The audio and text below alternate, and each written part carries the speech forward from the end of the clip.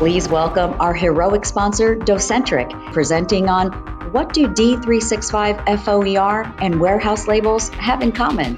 Presented by Docentric.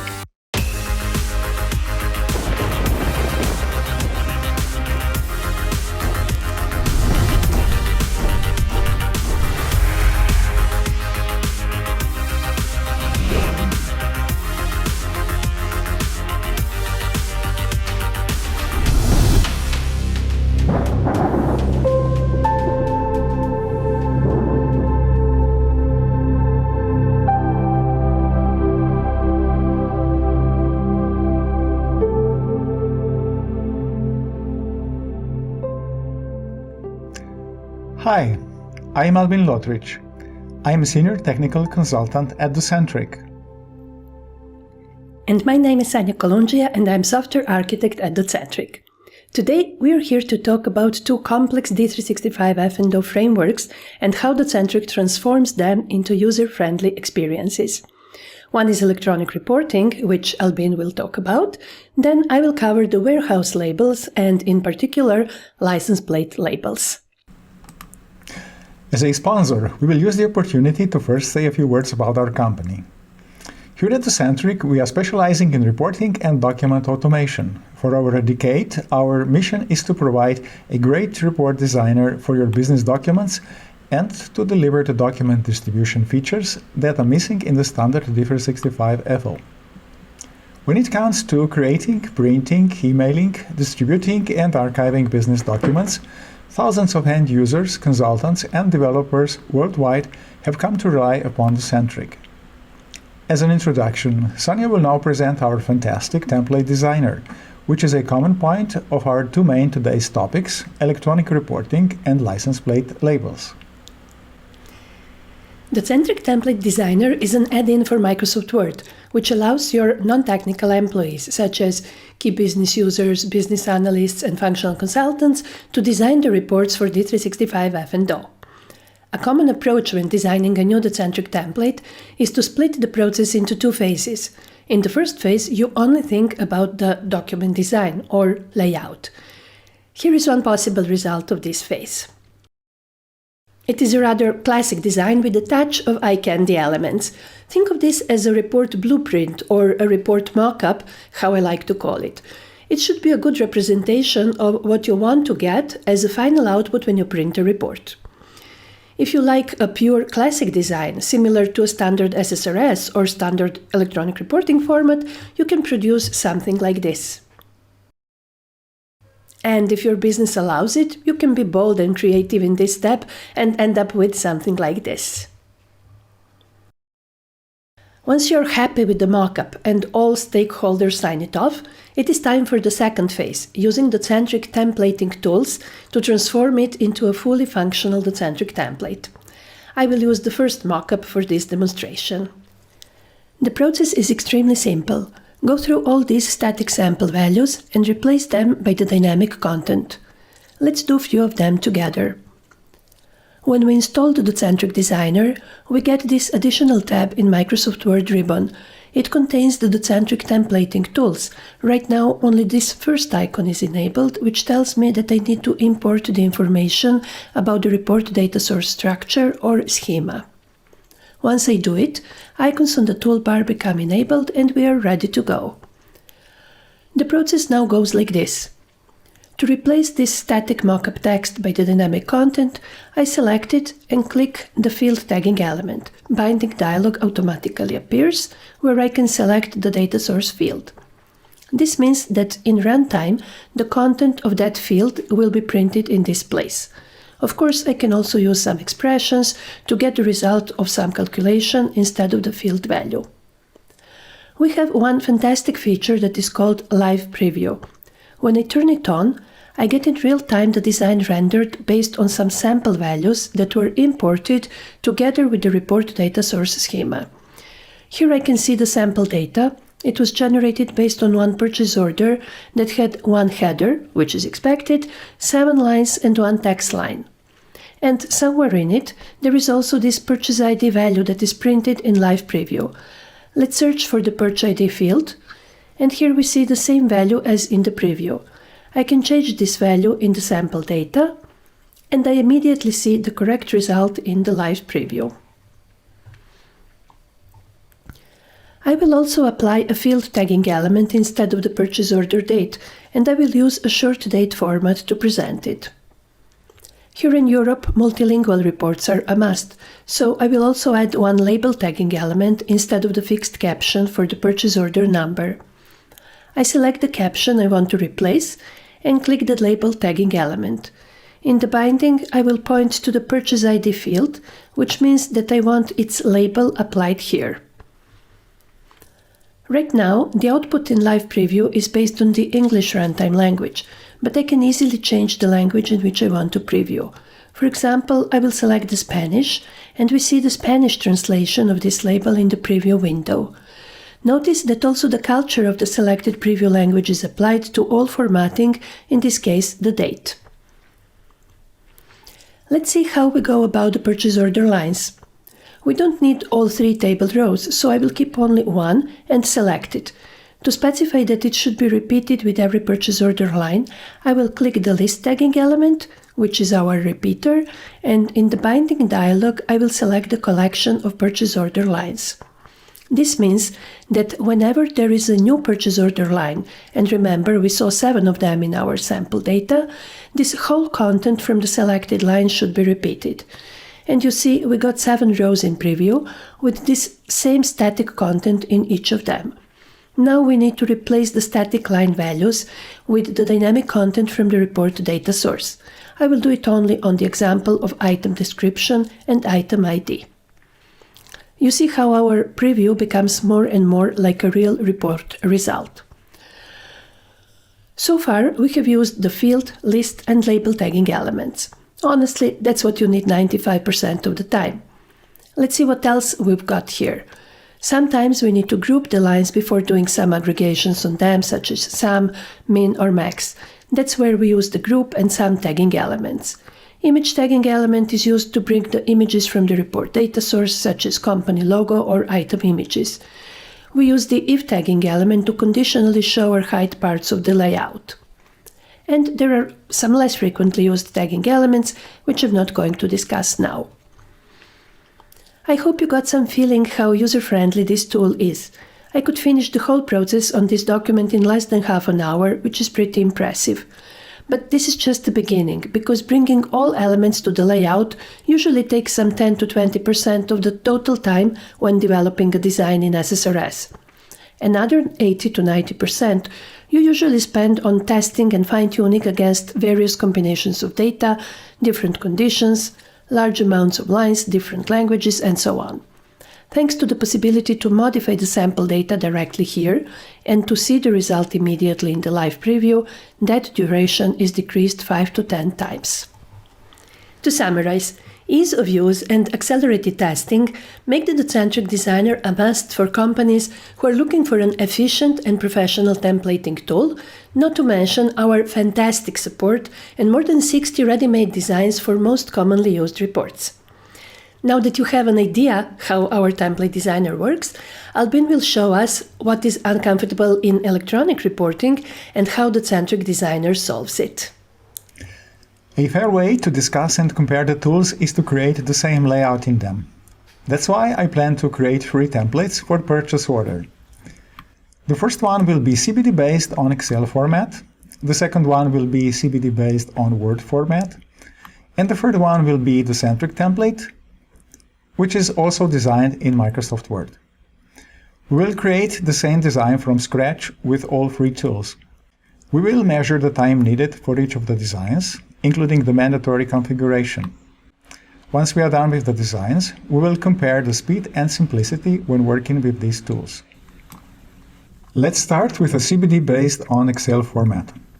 Here I have already installed standard Microsoft configurations for purchase order, model mapping, and 2 formats, one Excel and one Word.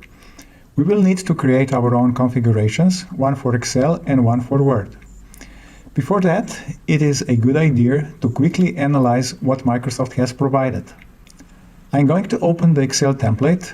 I will find it as an attachment to this format configuration. When I click the Open button, the attachments will be downloaded to my download folder, and I will open it from there.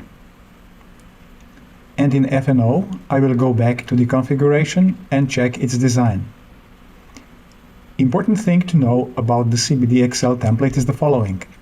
Everything you want to present on it needs to be linked to a named range. Each area in Excel and each cell where something is to be printed out is a named range. We see a list of defined name ranges in this lookup. All these ranges match to what we see in F&O on the Format Designer configuration. After this introduction, we can design a new Excel format. We will take these steps. We will open a blank Excel document and first create a mockup Excel. Once we are satisfied with our mockup, we will work our way through it to specify the named ranges for the layout areas and all cells where some dynamic output is planned. Back in F&O, we will add a new format configuration for our Excel format. We will leave the new format configuration empty. Then we will simply import the ranges specification from Excel into the format configuration. Now let's perform these steps. I will now play a pre-recorded video with some significantly accelerated sections. But I have started a timer at its very beginning, and we will see a real duration at the end. I have created a new blank Excel document. At the top, I am entering 3 header fields for the PO number, PO date, and vendor name. There are captions on the left side and some mockup values on the right side. At runtime, these values will come from F&O. It is inconvenient that we don't know exactly how long the real values coming from the system will be, so we try to anticipate how much space we need here. Later, when we apply the design and test with various POs, we might need to come back and fine-tune the cell widths. If at this moment we expect some longer content, it is not a good idea to make the cell wider because we will ruin the whole Excel grid. It is much better to merge few cells into one wider cell. Below these header fields, we will want to present the lines. To make it simple, we will only have 3 fields in each line: item ID, item description, and line amount. I find it convenient to first mark where I plan to have the lines, so I have used some borders and coloring. I know that item descriptions might be white, so I have used the same trick as in the header with merging multiple cells into a larger cell. I have entered static captions in the header row of this area and some mockup values in one line. Now, whenever we expect to show some dynamic content coming from the system in runtime, we need to apply a named range. Notice that I will use fixed captions instead of labels to avoid an additional overhead, so I won't need name ranges for them. I'm using some meaningful names for the ranges so that I can later easily recognize them. This is the most time-consuming, annoying, and error-prone part of this process. Now my simple Excel template is finished, and I need to add a new F&O format configuration to use it. I have selected the model and then created the new format configuration based on it. Now we got our new empty format configuration. We go into the designer for this format, and instead of manually adding the notes, we simply import its structure from the previously created Excel. As you can see, I have stopped the timer at this moment. We can say a few more words about this configuration. When we expand the sheet node, we recognized all the named ranges we have previously specified in our Excel. To finish this format configuration, we would need to bind each element from the format designer tree to a matching element from our model on the right side of this form. But that usually goes relatively fast, so I will skip that step because it isn't crucial for this presentation. I will now add 1 minute to the timer to approximately compensate for binding of 6 fields and 2 ranges. With this, we have finished the process of creating a new CBD Excel format configuration from scratch. Next, 2 approaches are using Microsoft Word to design the templates, one as CBD Word format configuration and one as Docentric template. We will also need a mockup for these 2 templates. This time it will be a mockup created in Microsoft Word. We will use the same mockup for both templates, so we will measure the time needed to create this common mockup and add it later to individual times. I will leave the Excel mockup to have a reference design. As previously, this will be an accelerated movie, but the timer is counting and displaying the real time, and I have started it now. I have created a new blank MS Word document. I have first added one table with 2 columns and 3 rows to represent the document header. I have added the captions on the left side and mockup values on the right side. I can easily adjust the column widths based on the anticipated content size, so I don't need to waste time on merging the cells as I needed to do in the Excel format. Few empty lines just in case, and then I have added one more table where the purchase order lines will be printed. We need 3 columns and several rows. We don't know for sure right now. I have colored it in a similar way as in Excel previously. Some fixed captions in the title row and mockup values in the row that will be later replaced by the dynamic content, a little bit of adjusting the column widths, and we are done. Save the file and stop the timer. That's the time we will add to the next 2 templates. Now we will create a CBD Word template and add it as a format configuration. Word format configurations are dependent on their parent Excel configurations, which you can also see with the original Microsoft formats. We want to keep and reuse the configuration made for Excel. That's why we will start from the previously created Excel configuration. Mark it as complete, otherwise we won't be able to derive from it, and create configuration which will derive from it. This derived configuration will also have an Excel template as an attachment, which we don't want and don't need, so we will simply open the Attachments forum and delete the existing Excel attachment. We need to create our CBD Word template and attach it instead, but the question is, how to get the model configuration connected to that template? There is a simple trick to achieve it. Add a new attachment and upload a blank Word document. Go back to the format configuration and select this new attachment as a template. Download this attachment and open it. In XML mapping, there will be a report part where we will recognize the same elements as in the format configuration. So let's start the timer and do this. I'm starting a timer, selecting our Excel format configuration and marking it as complete. While it is selected, create configuration derived from it. Click the Attachments button and delete the existing attachment, which is just a copy of the parent Excel template. In the attachments, I add a new attachment and upload the mockup. We just go back to the Format Designer forum, where we need to specify the template. We select this file, which is anyway the only available. We again open the Attachments forum, where we open the attached Word template. You will probably work on a cloud environment where you can work directly on this open attachment, and once you close the Word document, it will be still attached to this configuration. But I am demonstrating this from my Tier 1 dev box, so I will have to upload the final result once again. I opened that downloaded file and go to Developer tab. On the Developer tab, I click the XML mapping pane, and under the XML mapping, I select the report part. As you can see, we have the elements from our format configuration. In the layout, we need to go and replace the mockup values with so-called content controls. That's how templating is implemented in Microsoft Word. We select the element from the XML tree, right-click it, insert content control, and we select the type of control we want. For the fields, we pick the plain text. When we enter a content control, this is what we get. Template would work if I left it like this, but it is a common approach to use the properties to better describe this control. When I turn on the design mode, this is what I get.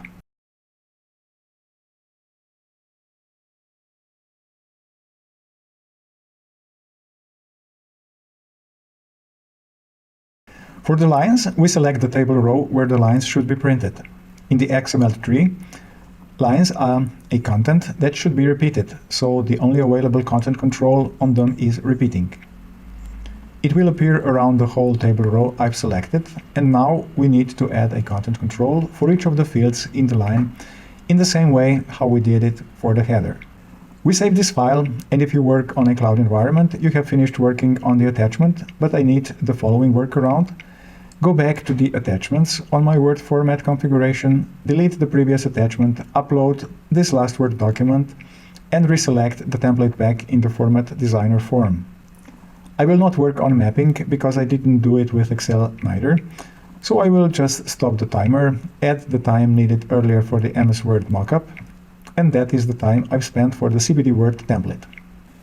And finally, we will demonstrate the process of creating Docentric template from scratch. We will use the same mockup as a starting point, but we also need to get the information about the model. We do it by enabling an option in the Docentric setup to generate the data source while a report runs. Data source will be generated as one XML file. Next, we execute the report once to get that XML file. Here I have started the timer and printed one purchase order confirmation to generate the XML with data source. Next, I open the mockup Word, and in the Docentric toolbar I import this XML. I go through the 3 fields in header, and for each I click the field tagging element to insert it instead of the mockup value. Binding dialog automatically appears where I select the field which I want to bind to this control. The name of the field is automatically displayed in the design, so it is easy to identify the fields. I open the live preview where I automatically see the results based on the sample values collected from the purchase order I've used for creating the data source XML. If the values are too long, I see immediately how to adjust the table columns. In the table with lines, I select the table row with the mockup values and click the list tagging element. It is a repeater which needs to be bound to some record set. In this case, I will bind it to the list of purchase order lines in the data source. We see in the preview window how for each of the purchase order lines, our table row with static mockup values has been repeated. Now we only need to go through all fields and replace them by the content from the corresponding lines. For that, we again use the field tagging elements and bind them to the matching line fields. If needed, we adjust the column widths, and our Docentric template is finished. We only need to configure that this template should be used, so in the Docentric report setup, I will upload this last version of the template instead of what I previously had. And I can stop the timer and increase it for the duration of preparing the mockup, as we did with the CBD Word template. Here is the comparison of our 3 approaches. We see the total time needed to create these 3 types of templates from scratch and to configure F&O to use them. The difference is obvious, and that is only based on 6 fields. Imagine you are dealing with approximately 100 fields, so multiply these times by a factor of 20. And these are some final thoughts on the best approach for F&O report templates. CBD templates provided by Microsoft can be useful when it is enough to make some minor modifications. But if the documents should follow the graphic style of other company documents, then you need to start from scratch, and we saw how time-consuming it can be with merely 6 fields. Designing the mockup in Excel is harder than in Word. It is because we are constrained by the Excel's cell grid, where we cannot freely modify one part of the layout without breaking the rest of the grid. Specifying named ranges in Excel is the most time-consuming part of the process. Tagging the content controls in CBD Word template is something faster, but still huge time waster. In this experiment, we only measured the time needed for creating an initial layout, but that is just part of the process. Once we have the initial layout, we need to test against various documents, data combinations and volumes, different languages, etc. This is where Docentric shines. Through live preview and sample data modification, it will boost your productivity by decreasing the total template implementation time by a factor of 5 to 10. We have seen how Docentric replaces the inconvenient CBD templates by an efficient and user-friendly Docentric designer. I'm giving the word back to Sanja so that she can show us how license plate labels don't need to be hard if you use Docentric. This last part of our presentation will be especially important for companies dealing with warehouse labels. At this moment, Docentric offers alternative for license plate labels. Wave labels will be supported soon as well. In the processes around license plate labels, the most painful element is ZPL layout. Development and maintenance of ZPL layouts is difficult, uncomfortable, and time-consuming, but fortunately, you can use the Docentric designs instead. And once you switch to Docentric designs, you can use everything that our designer offers, like barcodes, images, multilingual support based on a selected language, and so on. Docentric runs on the top of SSRS framework, so we introduced one dummy SSRS report named DOTS WHS License Plate Label Report. Here below in its report setup, we see few templates. The first 2 are provided by Docentric as part of our license plate label solution, and you can quickly add additional templates. I will download our SSRS-based template and turn on Live Preview. We can use here everything that our designer has to offer. We already demonstrated it in the first part of this session. You can simply test your design through Preview in Designer and through Preview from D365F&O. We will see it quickly in action. Let's check the form for license plate labels. Here you see how we have added these two new menu items. Let's see this one, Print Label. We can print and reprint based on the document routing setup, but we can also override the setup and specify directly here how and where we want to print the currently selected label. I will use the Print Without Setup by Docentric option because it offers some useful features. Here I can select the template I want to use, the language, printer and number of copies, but what is interesting here, I can directly preview the result for the current license plate label. When I'm happy with the result, I can also print directly from here. We can check the document routing agent and see the result. Let's quickly print the same license plate label from this form, but this time through ZPL layout, just so that we can compare the information available in document routing agent. You can see how much more informative the record from Docentric is.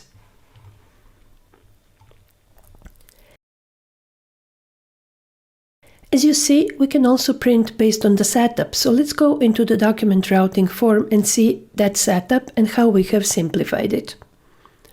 A big pain with license plate labels is a complex and hardly manageable document routing setup. To simplify it, we have extended the document routing form by introducing the queries for the document routing lines.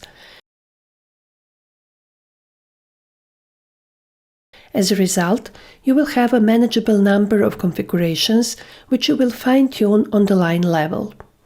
And if you are still not sure which configuration will be used for a given combination of label and user, you can test the document routing setup to get extensive information about the applicable configurations.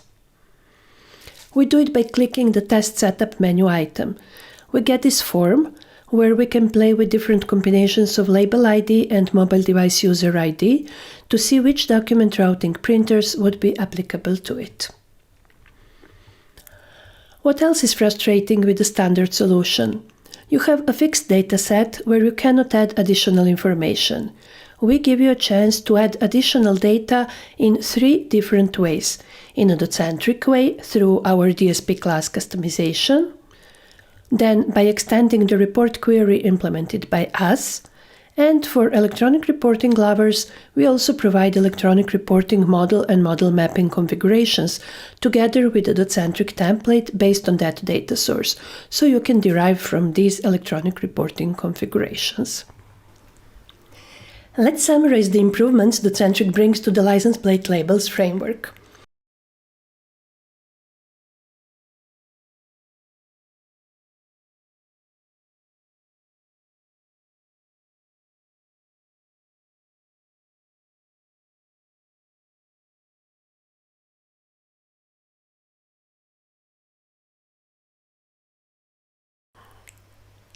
Let's review what we have seen today. We started by presenting the powerful and user-friendly Docentric template designer. Then, we discussed what is inconvenient with Excel and Word formats for configurable business documents. We measured and compared the times needed to create and configure a simple template as CBD Excel, CBD Word, and Docentric template designer. Docentric designer was a clear winner. And at the end, we saw how Docentric simplifies and improves the processes related to license plate labels. With this, we are finishing our presentation. I hope you have enjoyed it, and I'm sure that you've got some new ideas about how you can put your report template design on the fast track. Wait a second, Albin. We almost forgot to announce the DynamicsCon conference. I have a special invitation to an awesome Dynamics 365 and Power Platform Community Conference, DynamicsCon. It is going to take place from 22nd to 24th May this year on the beautiful Mediterranean coast of Slovenia. Visit the dynamicsminds.com website to find out more about this magical event. And we hope to see you all there. Till May, goodbye and thank you. If you liked what you saw, contact us to try out everything we have shown you today and much more. You won't be disappointed. Thank you for watching us and have a great day. Bye. Bye.